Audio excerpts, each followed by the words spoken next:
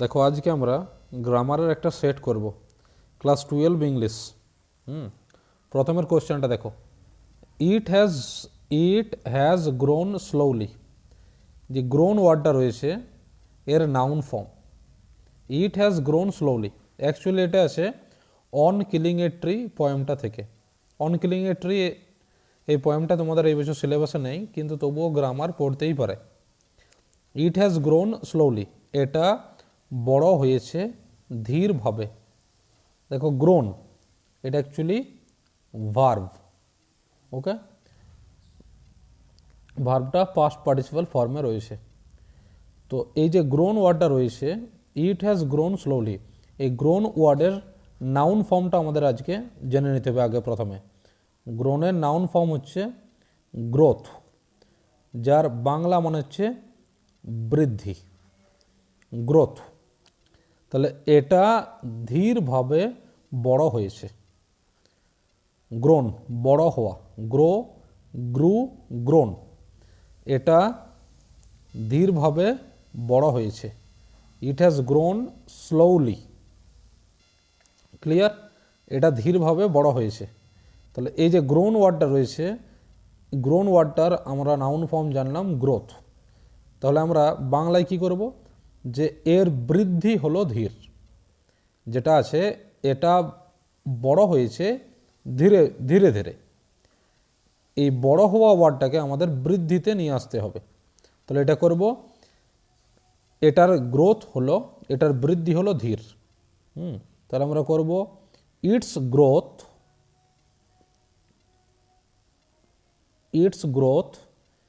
Is slow.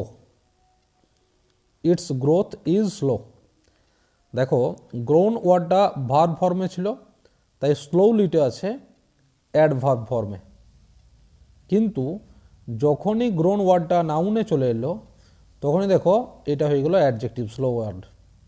কারণ নাউনের সঙ্গে কিন্তু অ্যাডজেক্টিভের সম্পর্ক আছে, যে সম্পর্ক আছে ভার্বের সাথে অ্যাডভার্বের। তাহলে প্রথমের কোশ্চেনটা কমপ্লিট হয়ে গেল। ইট হ্যাজ গ্রোন স্লোলি, এর উত্তরটা হচ্ছে it's growth is slow, on killing এর ট্রি থেকে রয়েছে। এরপর second question, I am the most unhappy of man.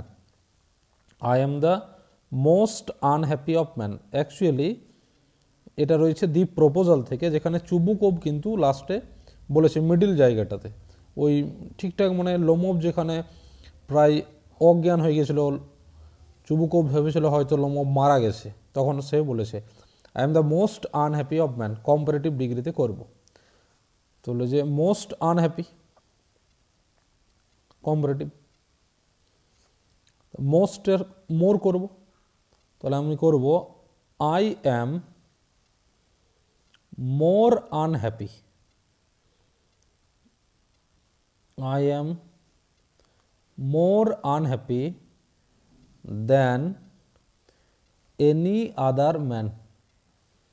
Any other man. দেখো এখানে ম্যান কিন্তু প্লুরাল ফর্মে আছে, এনি আদার দিয়ে করলাম, সিঙ্গুলারে করে দিলাম। I am more unhappy than any other man. More unhappy, more unhappy, unhappy ওয়ার্ডটা রয়েছে পজিটিভ ফর্মে, more unhappy comparative form, most unhappy হচ্ছে superlative form. I am more unhappy than any other man. এরপর 3 নম্বর দেখো, I give you my blessings. আমি দিচ্ছি তোমাদের আমার আশীর্বাদ। এখানে ব্লেসিংস ওয়ার্ডটা নাউন ফর্মে রয়েছে, একে ভার্ব করতে হবে, রয়েছে নাউন ফর্মে। তাহলে আমি দিচ্ছি তোমাদেরকে আমার আশীর্বাদ, তাহলে সরাসরি আমি আশীর্বাদ করছি তোমাদের। ব্লেসিংস ওয়ার্ডার ভার্ব ফর্ম হচ্ছে ব্লেস, যেহেতু প্রেজেন্ট টেন্সে রয়েছে, পাস্ট টেন্সে রইলে ব্লেসড হয়ে যেত। তাহলে হচ্ছে I bless you, I bless you, bless ওয়ার্ডটা কিন্তু ভার্ব, আই ব্লেস ইউ। তারপর not so much pain will do it, affirmative করতে বলা হয়েছে।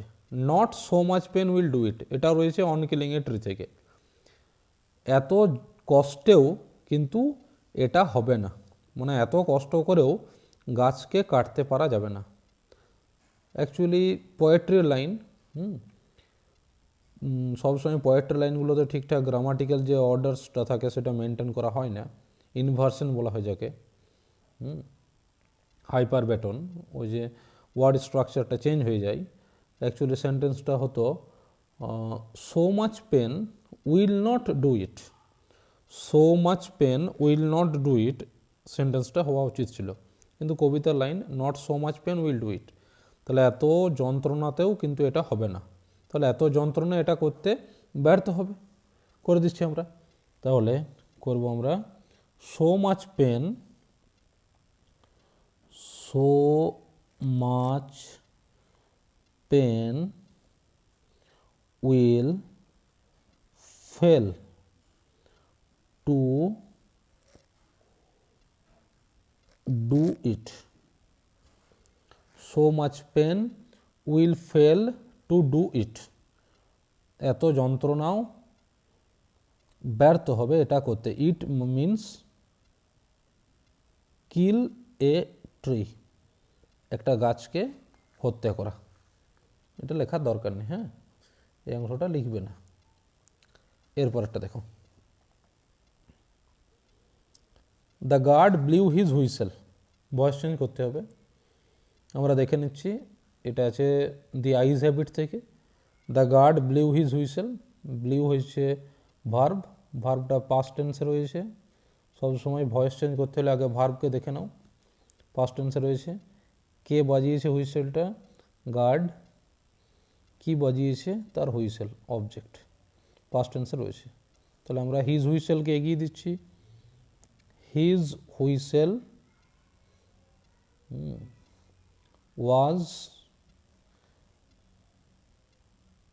blown by the guard, his whistle was blown by the guard, was নিয়ে এলাম be verb, blow blew blown blown, his whistle was blown by the guard। Okay, next তোমাদের ছটায় থেকে do as directed, এরপর তিনটা থেকে আর্টিকেল প্রিপোজিশন, মানে 3 number, 6টা থেকে টোটাল, আর একটা থেকে কারেক্ট অল্টারনেটিভ। এগুলো মোটামুটি টেক্সট থেকে হয়ে যায়, যার জন্য আমি এইদিকে কনসেন্ট্রেট করলাম। I wanted to raise my hand and touch her hair, এটাও রয়েছে দি আইজ হ্যাবিট থেকে। আমি চেয়েছিলাম আমার হাতটা ওঠাতে এবং তার চুলকে স্পর্শ করতে। ন্যারেটর চেয়েছিলেন তার হাতটাকে উঠিয়ে মেয়েটার চুলটা স্পর্শ করতে। তাহলে দেখো, এটা আমরা ইনফিনিটিভ দিয়ে করব। ইনফিনিটিভ মনে হচ্ছে টু প্লাস ভার্ব। আমরা করে দিচ্ছি, I wanted to raise my hand to touch her hair, to touch her hair, এই যে টু টাচ হচ্ছে infinitive. I wanted to raise my hand to touch her hair, দেখে নাও ভালো করে একবার পুরোটাই।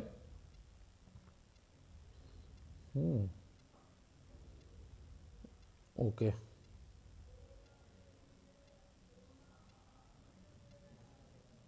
ঠিক আছে।